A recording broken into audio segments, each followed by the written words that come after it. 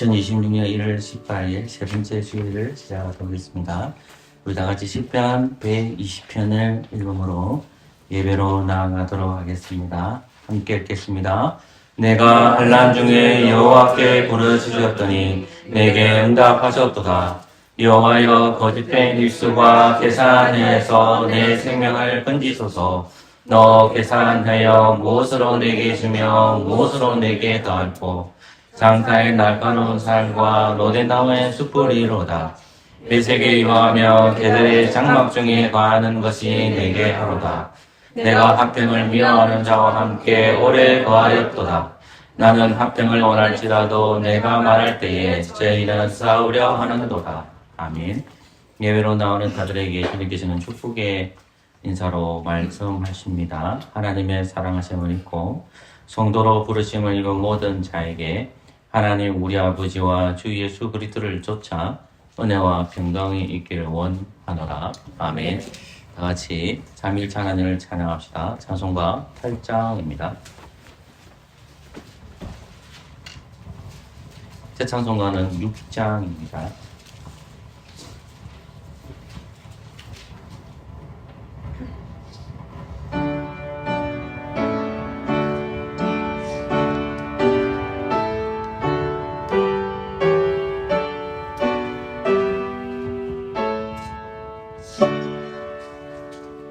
목소리 높여서 주 찬양하여라. 영광과 권세와 존귀와 위엄을 온유히 다스리시는 만왕의 왕께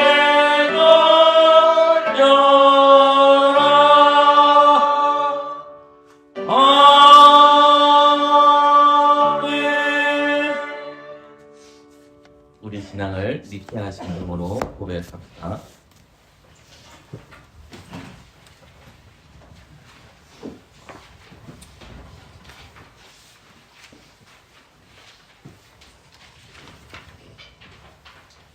예, 다 함께 성부 하나님부터 성령 하나님까지 고백하도록 하겠습니다. 우리는 전능하신 하나님 아버지, 하늘과 땅과 모든 보이는 것들과 보이지 않는 것들의 창조주를 믿습니다. 그리고 우리는 한 주님 예수 그리스도 아버지의 독생자를 믿어오니 그분은 만세 전에 아버지에게서 출생하셨고 빛으로부터 비치며 참 하나님부터 참 하나님이십니다. 출생하셨지만 그러지지 않으셨고 아버지와 동등 본질이시며 그분으로 말미암아 만물이 있게 되었습니다. 우리 인간과 우리 구원을 위하여 하늘에서 내려오시어 성령으로 말미암아 동정녀 마리아에게 성육하셨고 사람이 되셨습니다.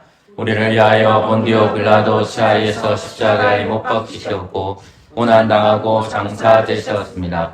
성경을 따라 사흘 만에 부활하셨고 하늘로 올라가셨고 아버지의 오른편에 앉아 계시며 영광 중에 다시 오시어 산자들과 죽은 자들을 심판하실 것입니다. 그분의 나라는 끝이 없을 것입니다. 그리고 우리는 주님이시며 생명의 수여자이신 성령을 믿어오니 그분은 아버지와 그리고 아들로부터 나오시며 아버지와 아들과 함께 경배와 영광을 받으시는 분이며 선지자들을 통하여 말씀하셨습니다. 우리는 하나의 거룩하고 사도적인 공교회를 믿습니다. 우리는 사제를 얻게 하는 하나의 죄를 고백합니다. 우리는 죽은 자들의 부활과 내세의 생명을 대망합니다. 아멘. 언약의 말씀 십계명 출애굽기 10장 1절에서 17절까지입니다. 구약성경 출애굽기 20장 1절에서 17절 말씀 한 절씩 교독하도록 하겠습니다. 제가 먼저 하나님 말씀 읽겠습니다. 하나님이 이 모든 말씀으로 일러 가라사대 나는 너희의 국한 지배받던 집에서 인도하였네. 너희 하나님이 여호와로라. 너는 나 외에는 다른 신들을 내게 있게 말지니라. 너를 위하여 새긴 우상을 만들지 말고 또 위로 하늘에 있는 것이나 하늘로 땅에 있는 것이나 나라들 속에 있는 것에 아무 형상이든지 만들지 말며 그것들에게 절하지 말며 그것들을 숨기지 말라. 나 여호와 너희 하나님은 질투하는 하나님인즉 나를 미워하는 자의 죄를 갚되 아비로부터 아들에게로 3세대까지 이르게 하거니와. 나를 사랑하고 내 계명을 지키는 자에게는 천대까지 이르느니라. 너는 너희 하나님 여호와의 이름을 망령되이 이끌지 말라. 나 여호와는 나의 이름을 망령되이 이끈 자를 죄 없다 하지 아니하리라. 여세 동안은 힘써 내 모든 일을 행할 것이나 너의 하나님 여호와를 지키는지 나 내 아들이나 내 딸이나 내 남종이나 내 여종이나 내 일중이나 내 보다는 이러하는 계획이라도 아무도 하지 말라. 이런 여세 동안에 나 여호와가 하늘과 땅과 바다와 그 가운데 모든 것을 만들고 제7일에 쉬었습니다. 그러므로 나 여호와가 안식일을 복되게 하여 그날을 거룩하게 하였느니라. 내 부모를 공경하라. 그래야면 너의 하나님 나 여호와가 내게 준 땅에서 내 생명이 길리라. 살인하지 말지니라. 하지 말지니라. 도둑질하지 말지니라. 내 이웃에 대하여 거짓말하지 말지니라. 함께 읽겠습니다. 내 이웃의 집을 탐내지 말지니라. 내 여자이나 그의 남종이나 그의 여종이나 그의 소나 그의 말이나 물론 내 이웃의 소유를 탐내지 말지니라. 아멘. 잘 앉읍시다. 십계명에 근거해서 우리가 일주일 동안 삶을 살아가면서 하나님 앞에 바른 삶을 살지 못했으면 이 시간 그리스도 이름으로 회개하는 시간을 가지겠습니다. 한 사람도 예외 없이 그리스도 이름으로 공적으로 회개하면 좋겠습니다. 이 시간 피아노 반주 맞추어서 우리의 죄를 공적으로 회개하는 시간을 가집시다.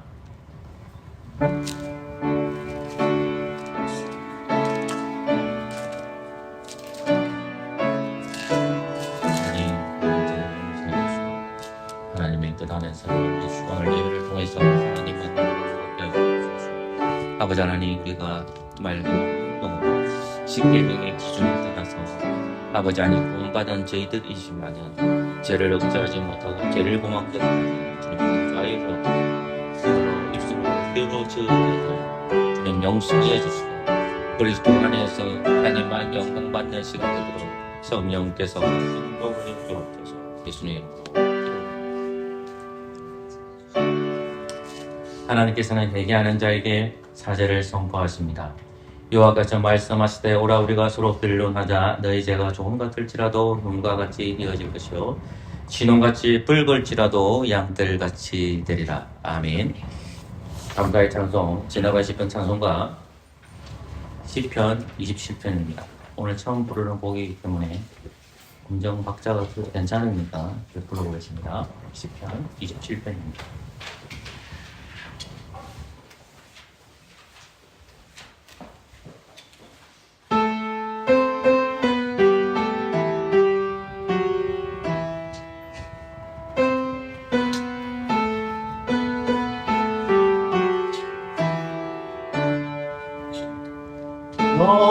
여호와 나의 빛과 구원이니 누구를 내가 두려워하라. 여호와 나의 생명 능력이니 누구를 내가 무서워하라.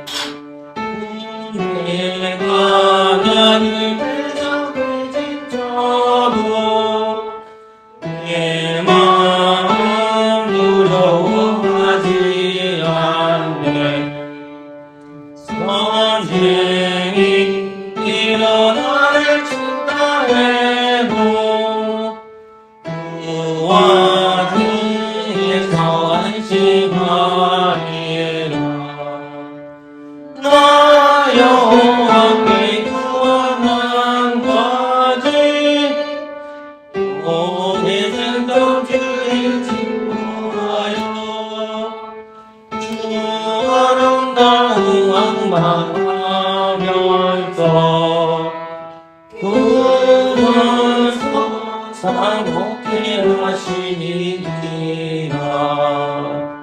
주께서 올라 떠나는 나를 비밀히 교만 속에 지키며 그 상망을 믿고 숨기시며 아위에 높이 드시리로다. 날 두는 주위에 내 머리 흘리네 가는 산만에서 즐거운 제사 주께 드리며 오늘도 여호와 찬송하리. 아멘. 오늘 말씀은 요한복음입니다. 요한복음 15장 1절에서 6절입니다. 요한복음 15장 1절에서 6절입니다. 제가 하나의 말씀 읽어드리겠습니다. 요한복음 15장 1절에서 6절입니다. 내가 참 포도나무여 내 아버지는 그 농부라. 불어 내게 있어 가시를 맺지 아니하는 가지는 아버지께서 이를 제해 버리시고 무려 가시를 맺는 가지는 더 가시를 맺게 하려 하여 이를 깨끗게 하시느니라.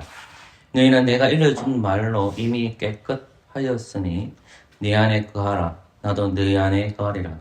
가지가 포도나무에 붙어 있지 아니하면 절로 가시를 맺을 수 없음 같이 너희도 내 안에 있지 아니하면 걸어가리라. 나는 포도나무여 너희는 가지니 저가 내 안에 내가 저 안에 있으면 이 사람은 가시를 많이 맺나니 나를 떠나서는 너희가 아무것도 할 수 없음이라. 사람이 내 안에 거하지 아니하면 가지처럼 밖에 버려 말라지나니 사람들이 이것을 모아다가 불에 던져 사르니라. 아멘. 기도합시다. 네, 감사합니다. 하나님의 말씀을 더불어서 사도의 교제성을 배우려고 합니다. 오늘 말씀을 통해서 잘 이해하게 해주시고 이 땅에 지금 사도들은 없지만 우리 교회가 사도적 신앙을 파수하는 교회가 될 수 있도록 이 말씀이 우리에게 새겨지게 하여 주옵소서. 손은 사람 없고 모두 다 이 말씀에 귀를 기울이기를 원하며 예수 그리스도 이름으로 기도합니다. 아멘. 갈라디아서 1장 6절에서 9절 말씀은 이렇게 적혀 있습니다. 제가 한번 읽어드릴게요. 그리스도의 은혜로 너희를 부르신 이를 이같이 속히 떠나 다른 복음을 돕는 것을 내가 이상히 여기느라. 다른 복음은 없나니 다른 어떤 사람들이 너희를 요란케 하여 그리스도의 복음을 변하려 함이라. 그러나 우리가 곧 하늘로부터 온 천사라도 우리가 너희에게 전한 복음 외에 다른 복음을 전하면 저주를 받을지어다. 우리가 전에 말하였거니와 내가 지금 다시 말하노니 만일 누구든지 너희 받은 것 외에 다른 복음을 전하면 저주를 받을지어다. 이제 내가 사람들에게 좋게 하랴 하나님께 좋게 하랴 사람들에게 기쁨을 구하랴 내가 지금까지 이 사람들의 기쁨을 구하는 것이었다면 그리스도의 종이 아니니라. 아멘. 우리는 하나님 앞에서 누구와 교제를 해야 될까요? 그것은 성임 안에서 말씀의 교제가 풍성하게 일어나야 됩니다. 조금 읽었던 참고구절은 갈라디아서 1장 6절 9절입니다. 사도 바울 선생님은 갈라디아 교회에게 다른 복음을 전하지 말 것을 전하고 있습니다.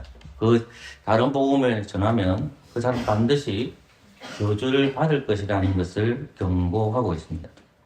이 갈라디아서 말씀, 사도 바울 선생님 말씀은 어디에 많이 근거를 두고 있었을까요? 물론 모든 성경이 다 근거가 있지만 저는 요한복음 15장과 연결해서 설명해 보려고 합니다. 요한복음 말씀은 총 21장까지 기록이 되어 있습니다.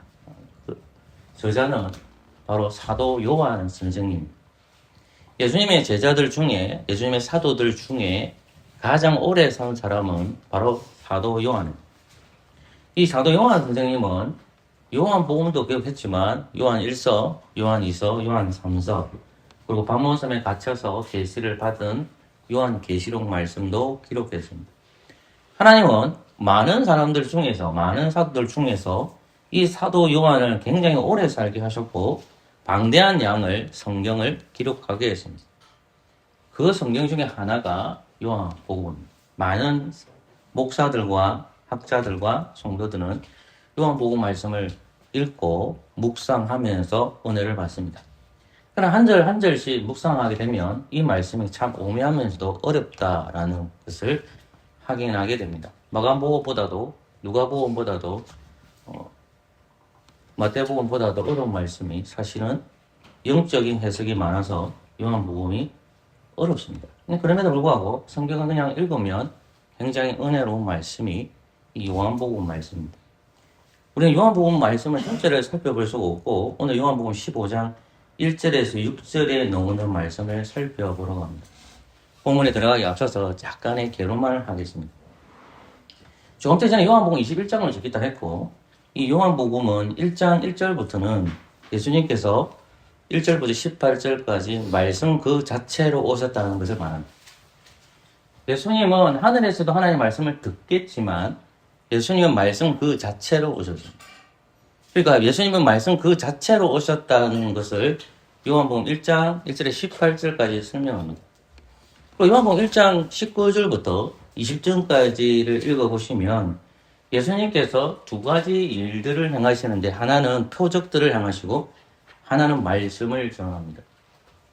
예수님이 자기가 메시아이고 그리스도이고 선지자로 왔습니다. 선지자는 하나님의 말씀을 전하는 대언자입니다. 요한 선생님께서는 예수님께서 선지자로 오셨기 때문에 하나님의 말씀 그 자체로 오셔서 무엇을 행하느냐? 표적들을 행하십니다. 그리고 말씀을 행하십니다. 포커스는 뭐냐? 그가 선지자로 왔다는 거고 그가 기름 부음 받은 자 메시아다. 말씀 그 자체로 오셨다는 것입니다. 그게 1장 19절부터 20장의 전반적인 내용입니다. 그리고 13장부터 20장까지 말씀을 살펴보시면 또 무슨 내용이 나오냐면 1장 19절부터 12장까지입니다. 표적과 말씀이라는 말이 13장부터 20장까지는 무슨 내용이냐면 예수님께서 고난받으시고 그리고 죽으실 것과 그리고 십자가에 매달리실 것과 부활에 대한 얘기가 13장부터 20장 내용입니다. 그러니까 예수님께서 영광을 받으실 건데 그냥 영광을 받는 것이 아니라 내가 고난을 받으시고 고난받고 그리고 십자가에 죽고 다시 부활할 것에 대한 내용이 13장에서 20장에 기록되어 있습니다. 그리고 나중 마지막 결론 부분이 21장입니다. 21장은 예수님께서 다시 부활하셔서 하늘로 승천하게 앞서서 사도들을 만나서서 복음을 전하십니다. 특별히 베드로를 부르셔서 베드로에게 이 교회를 치라 먹이라는 말씀이 나옵니다. 사도들에게 하나님의 말씀을 위탁하는 겁니다. 말씀 그 자체로 오시는 분이 자기가 메시아라는 것을 가르쳤다면 표적들과 말씀을 통해서 가르쳤다면 이제 하나님 아들이신 그리스도께서 하늘로 올라가셨기 때문에 하나님이 유기적 존재 교회를 세우기 위해 말씀을 사도들에게 주셨기 때문에 이 사도들이 교회를 끌고 가야 됩니다. 그러면 사도들은 인간들이기 때문에 사람들이기 때문에 그들이 가지고 있는 철학적 가치관으로 가르치는 것이 아니라 예수님께로부터 들었던 그 말씀 구약성경과 신약성경 다시 말해서 그 계시의 말씀을 통해서 교회를 세워가라는 말입니다. 그래서 예수님은 성천에 앞서서 사도들에게 복음을 이탁합니다. 말씀을 이탁합니다. 그게 12사도, 좁게는 11사도라고 볼 수 있습니다. 자, 요한복음 13장부터 17장은 예수님이 잡히시던 밤 성만천산에 일어난 일들입니다. 또는 우리가 본문에 봐야 될 게 뭐냐면 요한복음 15장입니다. 이전에 한번 제가 설교했던 내용을 한번 들어보십시오. 생각하십시오. 이 본문의 말씀은 총 21장 중에서 예수님께서 표적과 말씀을 전한 장면이 안에 들어가 있습니다. 1장 19절부터 22장 제가 왜 자꾸 발음이 이렇게 미안합니다. 12장까지 적혀 있는데, 이스라엘 하나님께서, 예수님께서 고난과 죽은 거 부활을 오시는데, 그 13장부터 20장입니다. 예수님 고난받으시고 죽으신다는 내용이 13장부터 20장에 적혀 있는데, 오늘 우리가 살펴보는 내용은 13장부터 17장에 기록되어 있던 내용입니다. 13은 17장까지, 13, 14, 15, 16, 17장까지를 읽어보시면 한 자리에서 이루어진 이야기입니다. 본문을 잘 살펴보시면 그게 한 자리가 어디냐? 예수님이 사도들과 최후의 만찬한 자리에서 일어난 일들입니다. 그러니까 오늘 본문 말씀도 요한복음 15장을 이해하기 위해서는 반드시 13장을 읽어야만 이해가 되고 14장을 읽어야만 이해가 된다는 말입니다. 15장만 떼놓고 이해하면 무슨 말인지 이해 모르니까 13장부터 봐야만 이 말씀을 듣는 대상이 누군지를 알 거 아닙니까? 그 장소가 어디냐 했을 때에 마가의 다락방이고 그것이 12사도들에게만 하나님 말씀을 가르치고 성만찬을 정했다는 겁니다. 성만찬을 할 때에 요한복음 15장 말씀을 사도들에게 하셨습니다. 그 다음 14장부터 16장까지는 어떤 내용일까요? 14장, 15장, 16장이 있는데 이 15장은 끼어있고 14장과 16장은 예수님께서 자기가 죽기 때문에 보혜사를 보내주실 것을 약속합니다. 14장, 16장은 그 안에 15장이 있는 거예요. 14장, 16장 무슨 내용이냐? 오순절 성령 강림을 예언하는 겁니다. 내가 죽고 나서 50일째 날에 성령 오실 것이다 말하는 게 아니라 내가 죽고 나서 하늘로 승천하시고 올라가서 내가 하나님 아버지부터 이 땅에 성령을 보내주실 거다고 얘기해 주는 겁니다. 그 날이 언젠지는 몰라요. 그러니까 보혜사를 보내주실 것을 약속한다는 말입니다. 성령님을. 그 중간에 15장에 오늘 말씀이 들어가 있다는 말씀입니다. 예수님은 15장에서 자기가 성령님을 이 땅에 보내주실 건데 하늘로 승천하셔서 야 사도들아 너희들은 가만히 있으면 안 돼. 내가 너희들에게 가르친 이 복음의 말씀을 가르쳐야 돼. 명령입니다. 그게 15장입니다. 내가 너희들에게 가르친 그 복음을 들고 말씀을 가르쳐야 돼. 그 내용이 15장에 기록되어 있고 이것은 사도들이 12사도들이 선택하는 것이 아니라 명령입니다. 명령. 반드시 해야 되는 겁니다. 자, 그렇다면 오늘 본문 말씀을 좀 들어가 봅시다. 조금 전에 예수님께서 말씀 그 자체로 왔다라고 말씀드렸습니다. 이 말의 의미는 예수님이 다르게 표현하면 말씀 자체로 오셨다고 볼 수 있지만 예수님은 매우 구약을 잘 아는 분입니다. 그래서 여러분들이 성경을 읽어보면 예수님은 끊임없이 무엇을 예를 드냐면 성경을 예를 드는데 구약을 예를 듭니다. 오늘도 동일하게 그런 관점에서 성경을 봐야만 성경이 이해가 될 수 있는 겁니다. 예전에 12사도들이 이해할 수 있도록 구약 성경을 사용했습니다. 구약시대 이스라엘은 포도밭이고 이스라엘은 포도밭에 심긴 나무들입니다. 15장 1절 말씀을 가보십시오. 요한복음 15장 1절 한번 소리내서 읽어보겠습니다. 시작. 내가 참 포도나무여 내 아버지는 그 농부라. 아멘. 내가 참 포도나무여 내 아버지는 그 농부라고 했습니다. 자, 5절 말씀도 같이 읽읍시다. 시작. 나는 포도나무여 너희는 가지니 저가 내 안에 내가 저 안에 있으면 이 사람은 가시를 많이 맺나니 나를 떠나서는 너희가 아무것도 할 수 없습니다. 아멘. 예수님은 이스라엘 백성들을 제자들, 사도들을 이해시키기 위해서 구약적 표현을 쓰고 있는데 이 말씀이 포도원에 대한 비유입니다. 포도밭도 나오고 농부도 나오고 그리고 가지도 나오고 열매가 나옵니다. 하나는 모든 것을 통틀어서 설명할 수 있는 것이 포도입니다. 포도. 왜 그럼 예수님에게 이 포도라는 말을 사용하느냐? 우리는 구약 성경 중에서 이사야 말씀을 반드시 기억해야 합니다. 이사야 5장과 이사야 27장 이 말씀이 적혀 있는데 저는 이사야 5장 말씀을 살펴보려고 합니다. 여러분 이사야서로 가보십시오. 이사야서 5장 1절에서 7절까지. 이사야서 구약성경 이사야서 5장 1절에서 7절. 제가 한 절 읽고 여러분 한 절 읽고 마지막 7절은 같이 읽겠습니다. 제가 먼저 1절 말씀 읽겠습니다. 내 사랑하는 자를 위하여 노래하되 나의 사랑하는 자의 포도원을 노래하리라. 나의 사랑하는 자의 포도원이 있으며 심히 기름진 산이로다. 나를 가서 너를 대하고 그 중에 왕들을 세우고 그 안에 들을 펴놓았다. 포도의 길을 말하더니 들포도를 외쳤구나. 예루살렘 구민과 유다 사람들이 구하노니 이제 나와 내 포도원 사이에 판단하라. 내가 내 포도원을 위하여 행한 것이 무엇을 다할 것이 있으리라. 내가 좋은 포도의 길을 기다렸더니 들포도를 외친다. 이제 내가 내 포도원에 어떻게 행할 것을 네게 이르리라. 네가 그 울타리를 걷어 목임을 당케 하며 그 담을 흘고 짓밟히게 할 것이요. 내가 스스로 하리니 다시 가지를 세우리라. 붉은 수치하여 지혜와 한소리 날 것이며 내가 또 구름을 위하여 위에 비를 내리지 말라 하리라 하셨으니 대저만군의 여호와 같이 읽겠습니다. 시작. 대저만군의 여호와의 포도원은 이스라엘의 족속이요 그의 기뻐하시는 나무여 유다의 사람이라.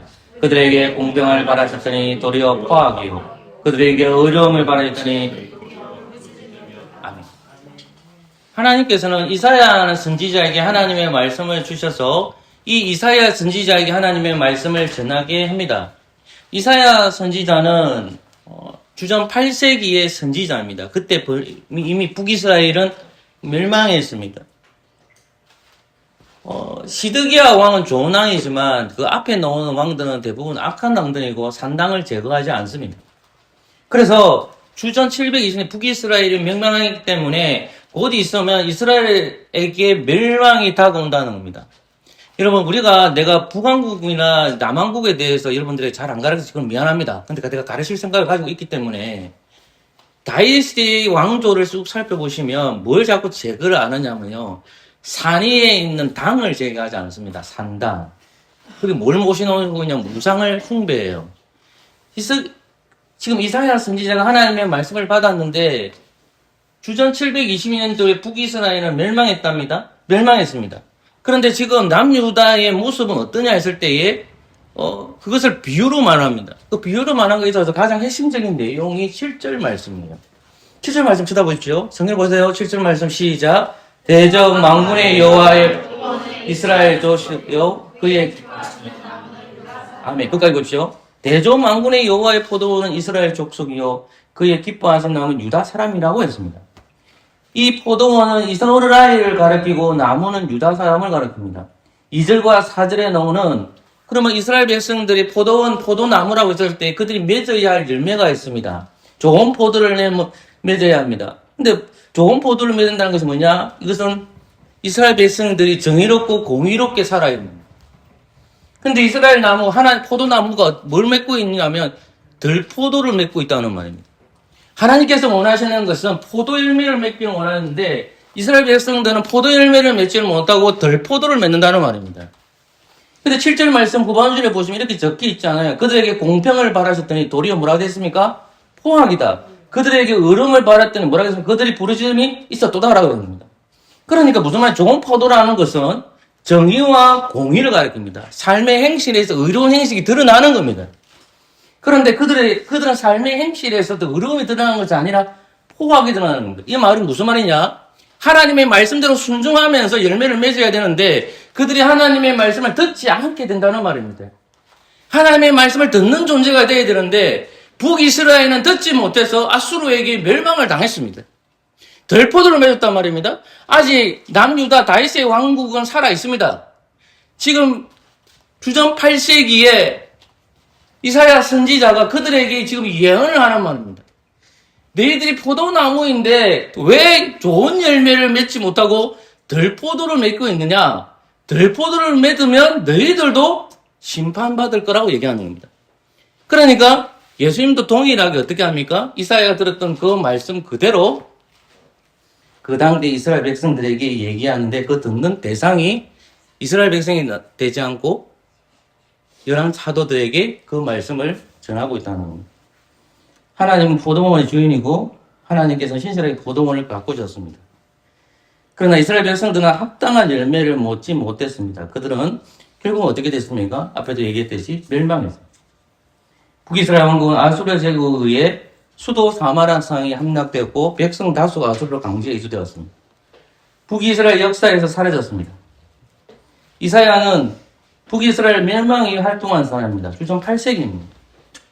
이사야는 북이스라엘 실패를 배경으로 남유다의 죄를 고백하는데 오늘 똑같이 이 비유적인 내용으로 그들의 죄를 책망하고 있는 것입니다. 포도나무를 가지고 예를 들고 있다는 겁니다. 예수님께서는 이 구약의 비유, 곧 온유를 가져와 그분 자신과 사도를 그리고 오신 줄 세워진 교회로 연결합니다. 예수님 이 말씀을 알았기 때문에 요한복음 15장에서 그 말씀하고 있는 겁니다. 예수님이 그냥 하늘 뚝 떨어질까 그만한 것이 아니라 이사야 말씀을 이해하고 있기 때문에 동일하게 그 비유를 하고 있다는 말이에요. 자, 다시 요한복음 1장으로 들어가겠습니다. 요한복음 1장 6절입니다. 제가 한 절 읽고 여러분이 한 절 읽어주십시오.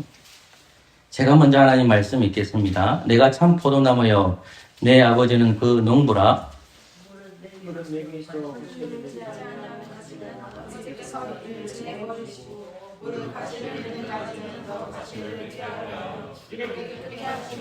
너희가 내게 이르준 말로 이미 깨끗하였으니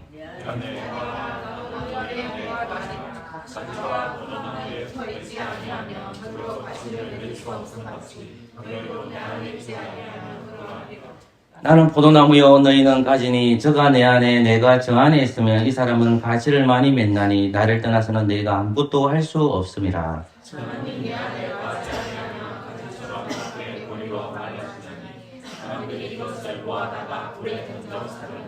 아멘. 예수님은 구약의 말씀을 그대로 적용합니다. 예수님은 이사야 말씀을 그대로 이해하고 있었고 이 이사야 말씀을 그 성망찬에 참석한 사도들에게 12사도들에게 말씀합니다. 제가 11사도 12사도 이거 헷갈리면 안 됩니다. 가로 유달자가 뺐다가 더했다 그렇게 하니까 오해하지 말고 해. 예수님은 하나님 아버지를 참나은 농부로 비유합니다. 1절 말씀에 내 아버지는 농부다 했습니다. 아버지는 하나님, 성부 하나님을 가리킵니다.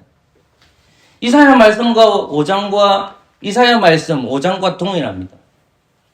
그러나 예수님은 여기서 구약과 아까 제가 말한 이사야 말씀과 다른 이미지를 보여줍니다. 이사야 5장에서 포도원은 또는 포도나무는 이스라엘을 비유합니다. 상징합니다. 그러나 예수님은 자신이 포도나무로 비유합니다. 이스라엘 백성들이 포도나무였단 말입니다. 이스라엘 백성이 포도나무였는데 이제 예수님께서 뭐라고 했냐면 이스라엘 포도나무가 아니고 예수님 뭐라고 얘기하냐면 이제 내가 포도나무라는 거예요. 하나님은 포도원의 주인도 되시지만은 농부이시고 이스라엘 말 그대로 이용하는데 근데 예수님은 이제 이스라엘 백성들이 포도나무가 아니라 내가 포도나무다라고 하는 거예요. 이사야 5장에서 포도에 심겨진 포도나무들은 열매를 맺지 못하고 덜 포도를 맺었습니다. 예수님께서는 그들과 달랐습니다. 예수님은 선한 열매를 맺으실 것입니다. 왜 이스라엘 백성들이 이제는 나무가 되지 못합니까? 하나님께서 말씀하시는 그 충실한 의와 공평을 드러내야 되는데 그들이 덜포를 맺은 것은 하나님의 말씀을 듣지 않는 존재가 됐다는 말입니다. 다시 말해서 그들이 불신자가 됐다는 말입니다. 하나님의 말씀을 듣는 존재가 되어서 의와 공평을 드러내야 되고 제사장 나라를 살아야 되는데 주전 720년 북이스라엘이 말씀을 듣지 않았고 그들은 덜포도를 맺었고 이제 남유다의 부르심을 받은 너희들도 포도 열매를 맺지 못하고 덜포도 나무를 맺는 것을 말씀하고 있는 것입니다. 누구를 통해서요? 다름 아니 이사야서. 예수님께서 여기서 이제 이렇게 말씀하는 겁니다. 이스라엘이 나무가 아니다. 이제 내가 나무다라고 하고 그 주인이 누구냐? 농부는 누구냐? 바로 성부 하나님이다라고 비유하고 있는 것입니다. 이 말씀을 하신 예수님은 이 밤중에 잡혀 날이 밝으면 십자가에 달리실 것입니다. 예수님은 분명히 얘기하셨습니다. 예수님께서는 열매를 맺게 해준다고 했습니다. 내가 포도나무가 되어서 반드시 열매를 맺게 해줄게 라고 말씀하셨습니다.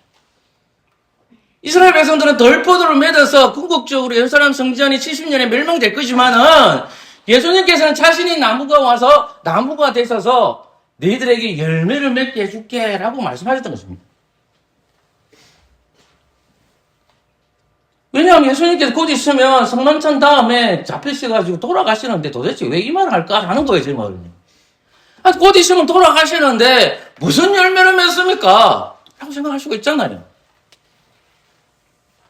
어떻게 포도나무이신 예수님께서 포도 열매를 맺을 수 있을까요?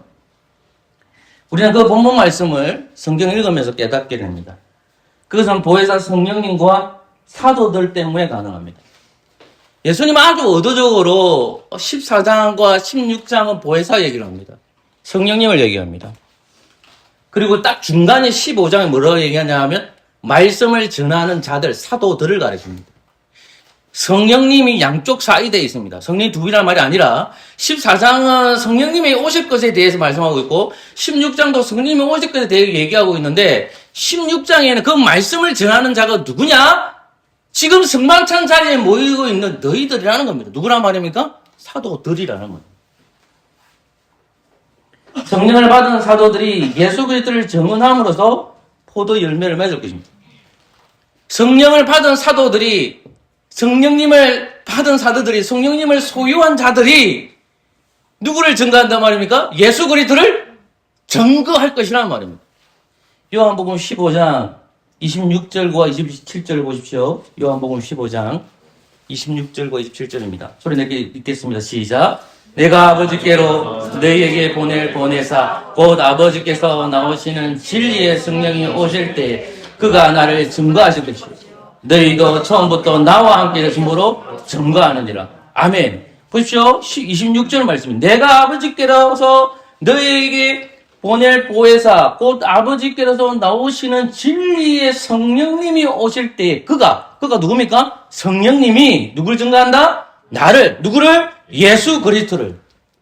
오순절 성령교회 초대 교회의 예루살렘 위에 성령님이 오셔서 이 교회의 성령님이 오셔서 누구를 증거한다? 이 성령님은 교회에 임하신 성령님은 누구를 증거한다? 복음 그 자체이시고 죄와 사망을 이기시고 부활하시고 하늘 보좌에 앉으시고 하늘에 다시 땅에 오실 그 예수님을 전할 거다. 누가? 성령님이. 27절 말씀에 너희도 되겠습니다. 이 너희는 누굽니까? 12사도들을 가리킵니다. 예수님께서 선택하시고 뽑으신 그 12사도들, 그 12사도들도 동일하게 누구를 증거한다는 말입니까? 예수 그리스도를. 그러면 사도들에게 누가 임해야 됩니까? 성령님이 사도들에게 임재하셔서 이 사도들은 누구를 증거하는 겁니까? 성령께서 말씀하시는 것을 사도들이 전하는 겁니다. 누굴 전하는 겁니까?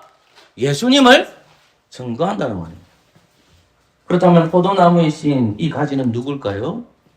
저번에 설교 들었던 거 한번 다시 읽어보십시오. 요한복음 15장 5절에 보십시오.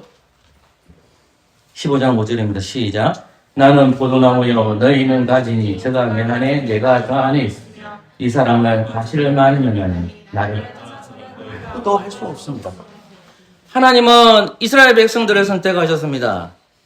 하나님은 아브라함을 선택하셨습니다. 하나님은 아담을 선택하셨습니다. 하나님은 아담을 선택하셔서 그 아담 안에서 아브라함에 나오게 하셨고 그 아브라함의 안에서 모세가 나오게 하셨고 그 모세 안에서 왕으로 오신 다윗이 태어나게 됩니다. 그리고 솔로몬이 태어났습니다.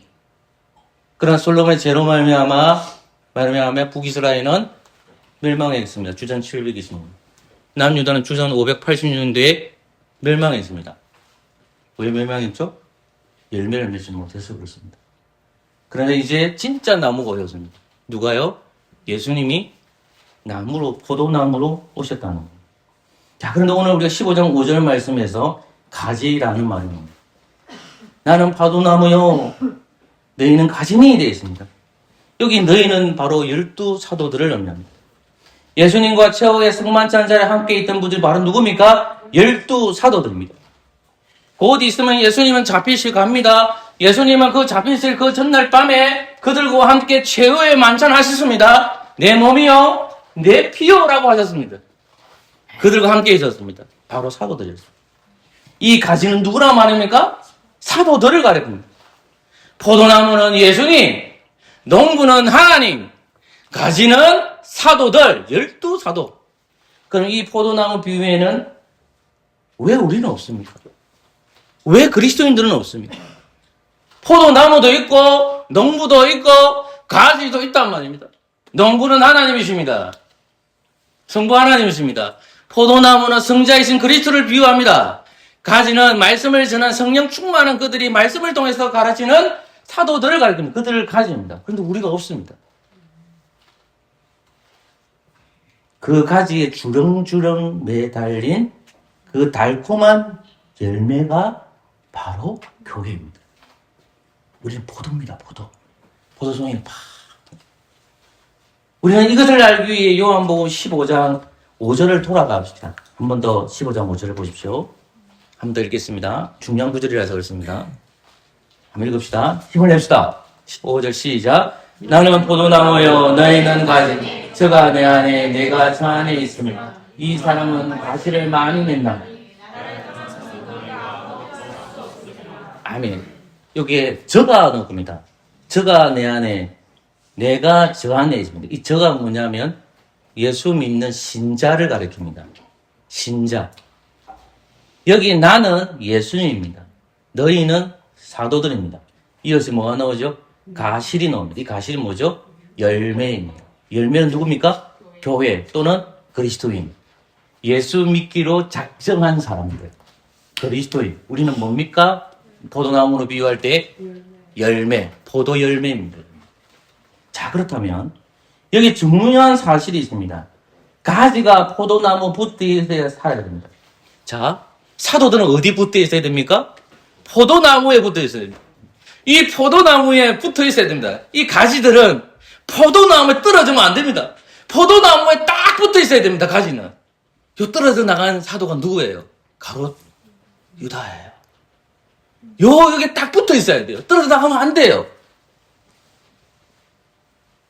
포도송이 역시 어디에 매달려 있어야 될까요? 가지에 딱 붙어 있어요. 요한복음 15장 3절. 너희가 내게 일러준 말로 이미 깨끗하였으니 내 안에 거하라. 이 내는 누굽니까? 사절에 예수님. 나도 너희가 누굽니까? 사도들 안에 거하리라. 가지가 포도나무에 붙어 있지 아니하면 절로 가시를 맺을 수 없음같이 이 가시는 교회. 너희도 내 안에 있지 않으면 그러하리라. 나는 포도나무요 너희는 가지니 저가 내 안에 내가 저 안에 있으면 이 사람은 가시를 많이 맺나니 나를 떠나서는 너희가 아무것도 할 수 없음이라. 아멘. 바로 이 때문에 예수님은 항상 사도들을 떼고 다닙니다. 자, 포도나무는 예수님, 가지는 누구라고 했죠? 사도들. 그럼 예수님이 공생애 때 항상 누가 붙어 다니대요? 사도들하고 항상 껌딱지처럼 사도들은 끝까지 따라다니는 거예요. 예수님이 고난당하시는 거, 예수님께서 십자가의 형벌을 당하시는 거, 예수님이 옆구리 찌르시는 거, 예수님이 못 박이신 거, 예수님 다시 무덤에서 부활하신 거, 그리고 예수님께서 40일 동안 부활을 증거하신 거, 그리고 예수님이 하늘로 승천하신 거, 모든 거, 항상 사도들은 누구에 붙어 있는 겁니까? 예수님에 딱 붙어 있는 거예요. 그러면 사도들은 어디에 딱 붙어 있어요? 예수님이라는 곳에 붙어 있어야 되니까, 예수님은 아직 십자가 형벌을 당하시기 전에 이 최후의 만상시 때 사도들에게 가르쳐 주는 거예요. 절대로 나와 뭐 하지 마라? 떨어지지 마라. 너희들은 나와 함께 붙어 있는다. 이 붙게 해준 누굴까? 사실 성령님이 사역이죠. 다 가시는 누구 어디에 붙어 있습니까? 포도나무에 붙어 있는 겁니다. 가시는 떨어지지 않습니다. 예수라는 참 포도나무에 꽉 붙어 있는 것입니다. 그래서 예수님은 공생애 때 사도들을 끊임없이 데리고 다녔습니다. 그래서 배교한 가룟 유다의 빈자를 메워줄 때 사도 역시 항상 예수님께 붙어있던 사람이 있어야 했습니다. 여러분 사도행전 가봅시다. 조금만 더 읽을게요. 22절. 사도행전 1장 22절입니다. 사도행전 1장 22절. 오늘 확인하는 게 제일 좋기 때문에 찾으라는 겁니다. 1장 22 시작. 항상 우리와 함께 다니던 사람 중에 하나를 세워 우리로 더불어 예수의 부활하심을 증거할 사람이 되게 하여야 하리라. 아멘. 항상 뭐 되죠? 우리와 함께 다니던 사람 중에, 그래서 마띠아를 봅니다. 마띠아도 동일하게 예수님과 항상 동행했던 사람입니다. 그래서 이 마띠아도 가지의 역할을 하는 겁니다. 사도들은 예수님께 붙어 있어 그분께 직접 배운 사람들입니다. 가지는 포도나무에 붙어 있어야만 생명이 유지됩니다. 마찬가지로 사도의 열매인 교회인 그리스도인은 포도나무에 가진 사도에게 매달려야만 생명이 유지될 수 있습니다. 우리는 예수님 직접 못 봤잖아요. 예수님이 부활하신 건 못 봤잖아요. 예수님이 성철하시는 건 못 봤잖아요. 자꾸만 예수님 보여달라고 하지 말라고 했잖아요, 제가요. 죽은 사람이 다시 오서 다시 한번 고난을 또 당하란 말입니까? 그렇지 않잖아요. 그러면 어떻게 해야 되느냐? 우리는 가지를 잡아야죠. 이 가지는 예수님이 연결되어 있으니까 이 가지가 열매를 맺잖아요. 그러니까 우리는 어디 붙어 있는 겁니까? 가지에 붙어 있는 거예요. 포도나무의 가지인 사도에게 그리스도인들은 매달려 있어야만 생명을 유지할 수 있습니다. 그래야 포도나무이신 예수님을 오는 모든 영양분을 공급받을 수 있기 때문에. 가지가 누구를 공급한단 말입니까? 예수님을 공급해 주기 때문에. 가지가 예수님을 공급해 주기 때문에 그 열매가 살아가는 이유가 되는 거죠. 만일 사도가 전한 복음 대신 다른 복음을 전하면 그러면 어떻게 될까요? 그래서 제가 여러분들에게 갈라디아서 1장을 읽으라 했습니다. 제가 읽어주고 준 겁니다. 1장 가보십시오. 갈라디아서 1장 6절에서 9절까지입니다. 갈라디아서 1장 6절에서 9절. 제가 한 절 읽고 여러분 한 절 읽으십시오. 그리스도의 은혜로 너희를 부르신 이를 이같이 속히 떠나 다른 복음을 쫓는 것을 내가 이상히 여기노라.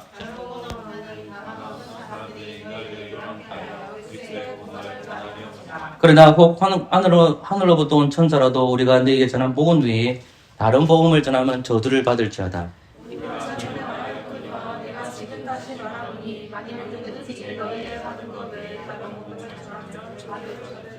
아멘. 사도 바울 선생님은 갈라디아 교회에게 다른 복음을 쫓아가지 말라는 거예요. 예수님 외에 또 다른 한 명의 사도가 누구냐면 사도 바울 선생님입니다. 사도 바울 선생님은 갈라디아 교회에게 복음을 가르쳤습니다. 근데 갈라디아 교회에 유대인이 들어와서 예수님을 믿게 됐는데 그들이 무엇을 강조하면 행함을 강조합니다. 바울은 오직 은혜로 구원받는다는 것, 예수님이 가르친 그 복음을 가르쳐 오직 은혜로 구원받았고 너희들이 은혜 받은 결과로 살아야 된다는 것을 갈라디아 교회에게 가르쳤습니다. 근데 갈라디아 교회 안에 거짓 교사가 들어와서 무엇을 가르치냐면 다른 복음을 가르칩니다. 그 맞아. 사도 바울 선생님이 가르친 그 맞는데 하나 더 행함이 있어야 돼. 그 행함이 뭔지 아니? 유대인들의 표가 있듯이 우리도 표가 있어야 돼. 그게 뭔지 아니? 할례야. 우리는 남자들은 다 할례를 해야 돼. 그래야만 구원받아 라고 할 거예요. 믿음 플러스 행함을 강조한 겁니다. 사도 바울 선생님은 갈라디아 교회가 사도들의 복음을 받지 아니하면 죽은 교회다. 예수님이라는 나무가 있기 때문에 가지들은 자기의 철학과 가치관을 가르치는 것이 아니라 사도들은 예수님 그 자체를 가르쳐야 됩니다. 그런데 갈라디아 교회에 거짓 교사가 들어와서 사도 바울 선생님이 가르치는 그 참복음을 예면하자마자 사도 바울 선생님은 갈라디아 교인들에게 다른 복음을 쫓아가지 말라라고 외치는 겁니다. 참 포도나무이신 그리스도를 가르치는 겁니다. 가지의 사명은 뭐냐? 포도나무를 가르치는 겁니다. 그래야만 하나님이 하시기 때문에. 그런데 그 다른 복음을 쫓아갈까봐 그렇게 하지 말라고 경고하고 있는 것입니다. 이제 저는 말씀을 맺겠습니다. 대부분 목사님들이 청병을 받을 때에 청병을 받는 목사들에게 그 교회 장로님들이 묻는 질문들이 꼭 있습니다. 그 묻는 질문 중에 한두 가지가 무슨 질문이냐면 당신에게 목회 철학은 뭐냐라고 물어봅니다. 두 번째 질문이 뭐냐면 당신이 이 교회로 오면 수를 얼만큼 늘릴 수 있느냐라는 질문을 합니다.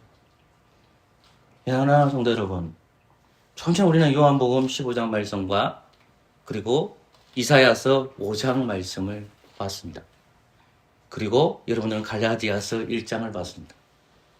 이사야 5장 말씀은 그들이 하나님께서 원하시는 충성된 열매를 맺지 못하고 늘 포도를 맺었습니다. 이스라엘의 나무는 상실했습니다. 예수님이 이 땅에 오셔서 예수님이 참 포도나무가 되어서 가지를 세웠습니다. 사도들입니다.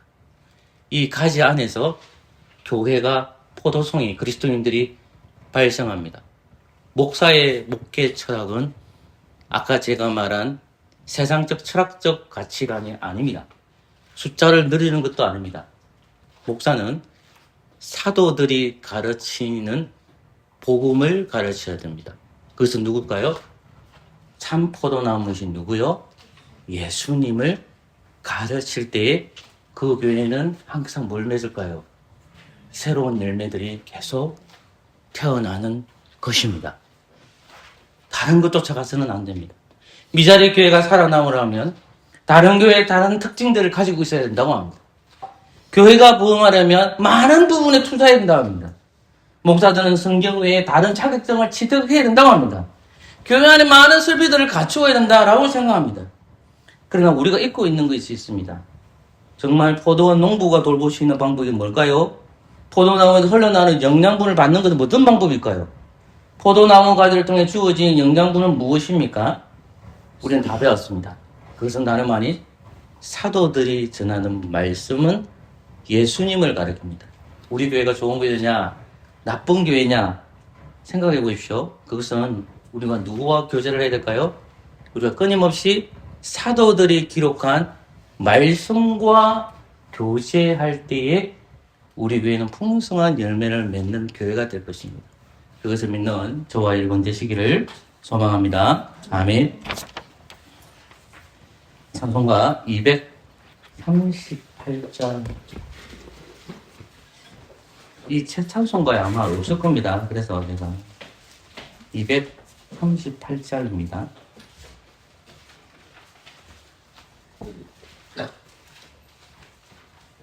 새 찬송가가 있는 분들은 다른 분하고 같이 찬송을 했으면 좋겠습니다.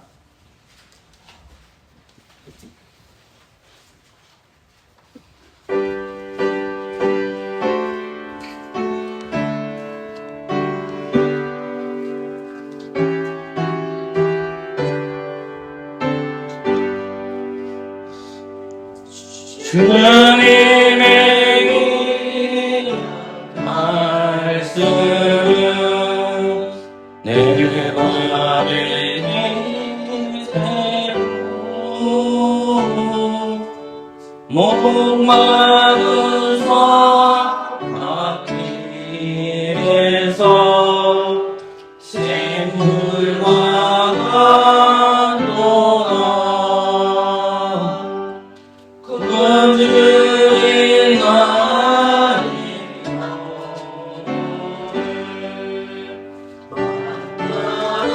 보내고 내 발길 주님 그날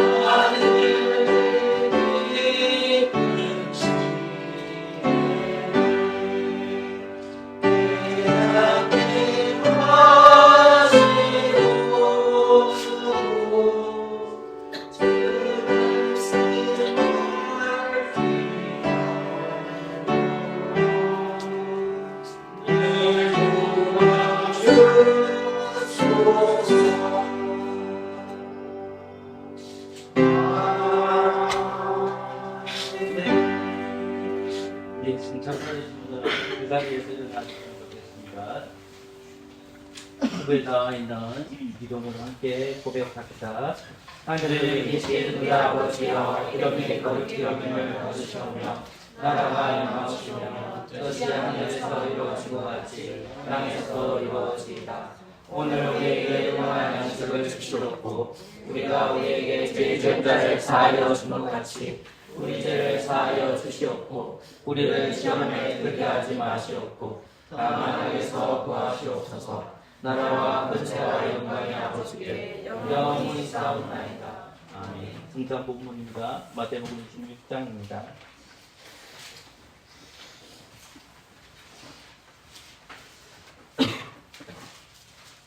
26장 25절입니다.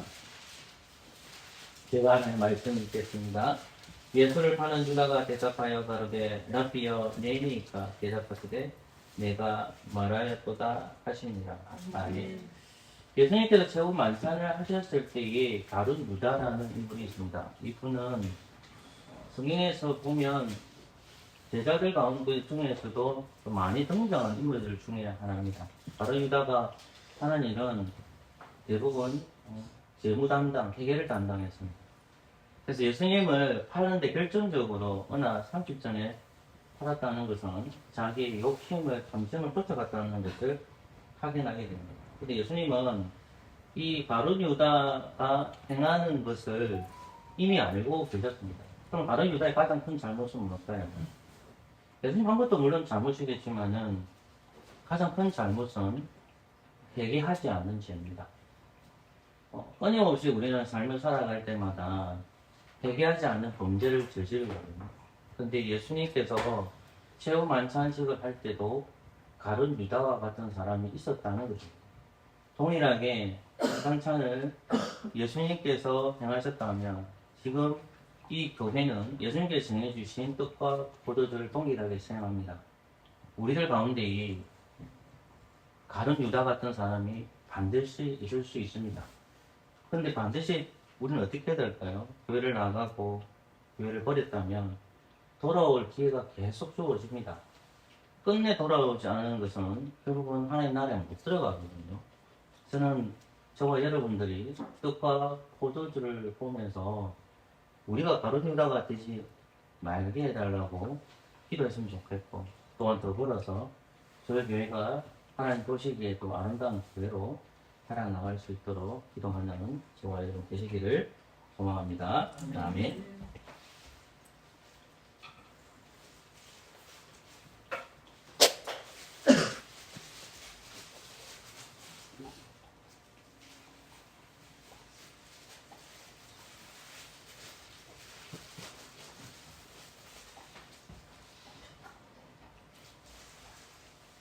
이 떡은 예수님의 몸입니다. 아멘. 기도합시다. 한 떡에 동참합니다. 예수 그리스도 이름으로 기도합니다. 아멘.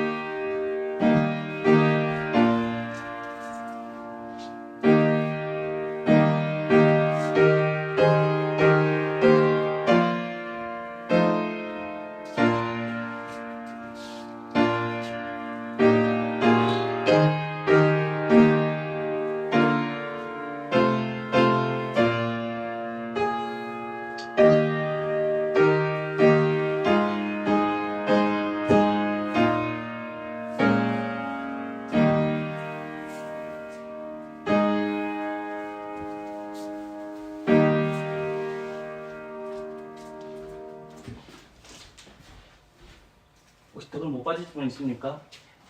같이 먹겠습니다.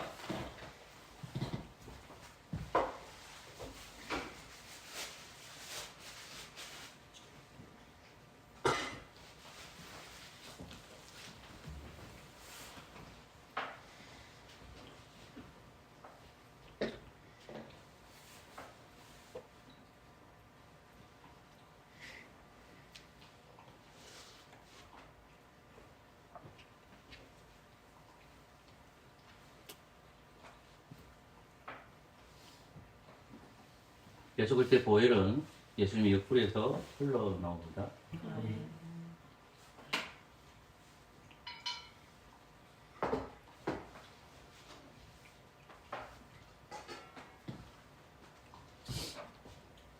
이 포도주는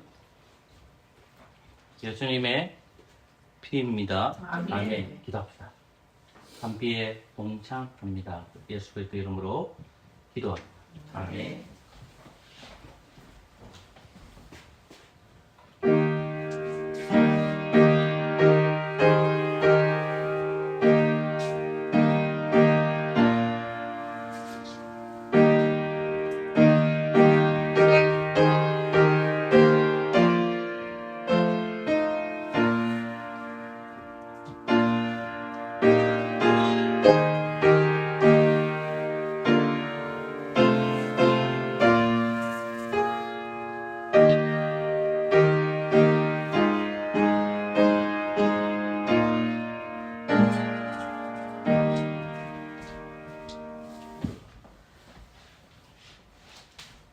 같이 만석했습니다.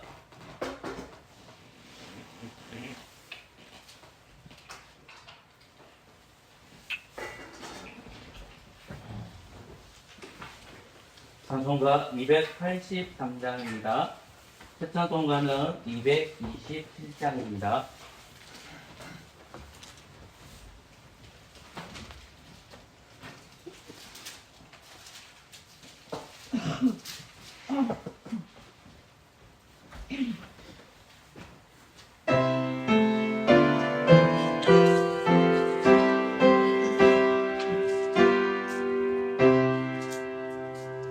주 앞에 서서 하기 위하여 이제는 나이 나옵니다. 주로 믿고 달려나오니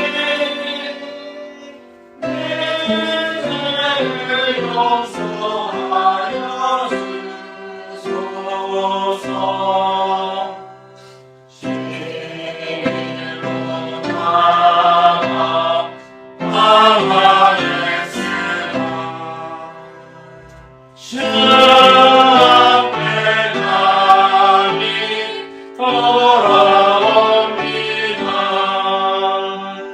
사랑을 다하여 내게 어서도 주 나를 용납하여 주소서. 한 번만 주의 음성 들어도 그 말씀 내게 능력되어서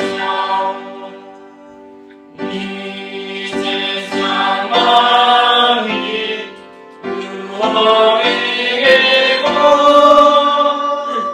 원수의 힘을 받게 됩니다.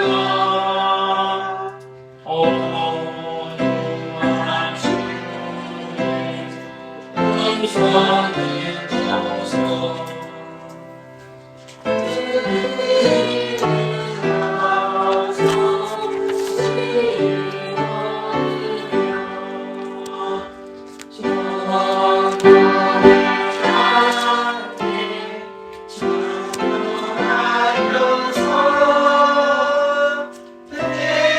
끝이 주님이라 기도와 찬송 주께 드리고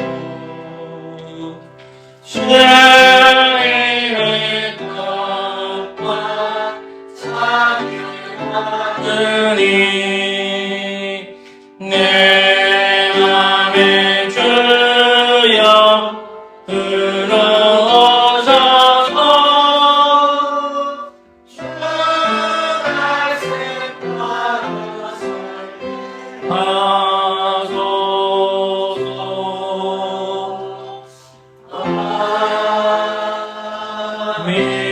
아멘. 자, 앉아주십시오. 기도하겠습니다. 하나님 감사합니다. 오늘 요한복음 15장 말씀을 통해서 저희 교회가 말씀과 교제하는 교회 되게 하여 주옵소서. 이 땅의 사도들은 죽어서 다 하늘로 올라갔지만 이 땅에 성령님이 계셔서 사도들이 기록한 하나님의 말씀을 주셨사오니 아버지 하나님, 저희 교회가 사도들이 고백한 삼위일체 하나님을 고백하게 인도하여 주시고 예수님이 포도나무이시고 우리 아버지 하나님께서 농부이시고 또한 이 가지의 역할들을 목사들이 잘 감당할 수 있도록 은혜 내려주서 다른 복음을 전하지 아니하고 그리스도의 복음을 전하는 교회가 되어서 말씀으로 자라고 포도 열매가 맺혀지는 교회가 될 수 있도록 은혜 베풀어 주시옵소서. 이 모양 저 모양 살다가 하나님 이 예배의 자리에 나왔습니다. 몸이 불편하신 분, 마음이 불편하신 분, 아버지 하나님 심리적으로 불안하신 분, 이 자리에 모두 나왔사오니 하나님 아버지 저희를 위로하여 주시고 예수 그리스도를 믿는 것이 그 어떤 것보다도 행복한 저희들 되게 인도하여 주시고 때때로 낭만된 일들이 주어질 때마다 복음으로 승리할 수 있는 주의 백성 되도록 인도하여 주옵소서. 아버지 하나님 우리 정찬이를 붙들어 주시고 시로 잘 받게 하여 주시고 아버지 하나님 약물 치료를 통해 약물 먹음을 통해 나아지는 역사들이 있게 하여 주시고 또한 그가 더욱더 하나님을 붙들고 살아갈 수 있는 마음과 교회가 또 그를 위해서 기도하는 교회가 될 수 있도록 은혜 베풀어 주시옵소서. 저희 교회가 하나님 보시기에 아름다운 교회로 자라나기를 원하며 예수님의 이름으로 기도합니다. 아멘. 시편 127편을 부름으로 준비하신 헌금하도록 하겠습니다. 시편 127편입니다.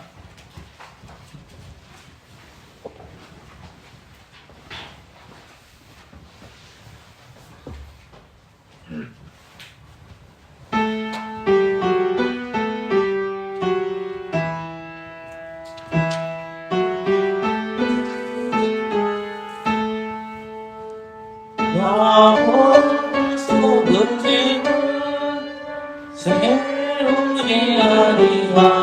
아니하시며 짓는 자 주고 앞에며 주여 앞에서 지키지 아니하시며 마음은 영광하사 어디가 일찍이로다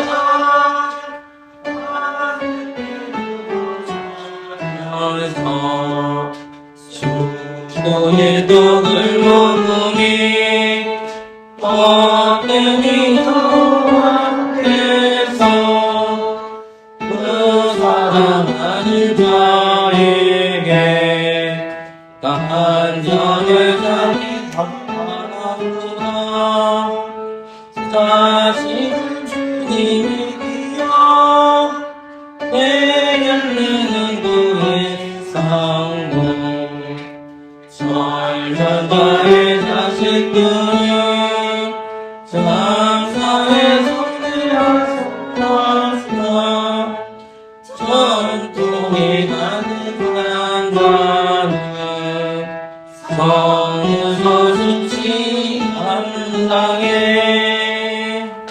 기도합시다.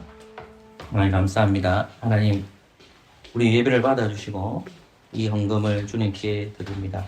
가난한 자나 부한 자나 빈손으로 오지 않고 하나님 앞에 이 예물을 드리오니 아버지 하나님 우리의 궁핍함을 주님께서 잘 살펴봐주시고 또 회개를 담당하는 분들이 아버지 하나님 교회에 가난한 자가 누구인지를 잘 돌아볼 수 있도록 은혜 내려 주옵소서. 경제적 여건 때문에 시험 받지 않기를 원하고 교회가 잘 돌아볼 수 있도록 은혜 내려 주옵소서. 예수님의 이름으로 기도합니다. 아멘. 다 같이 일어나서서 주님 다시 오실 때까지 찬양하겠습니다.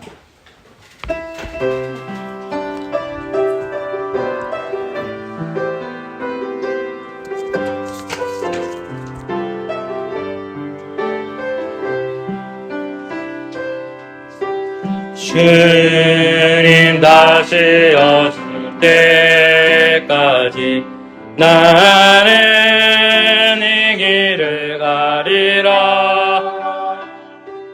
좁은 길 나의 십자가 지고 나 행하는 이 길 끝에서 나는 주님 보리라. 영광의 내 주님 나를 맞아주시. 주님 다시 오실 때까지 주님 다시 오실 때까지 나는 일어나 달려가리라.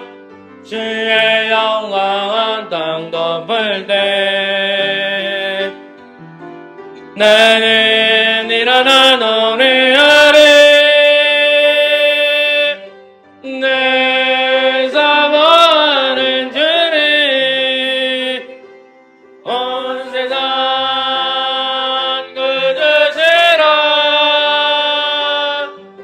내 사모하는 주님 영광의 왕이시라.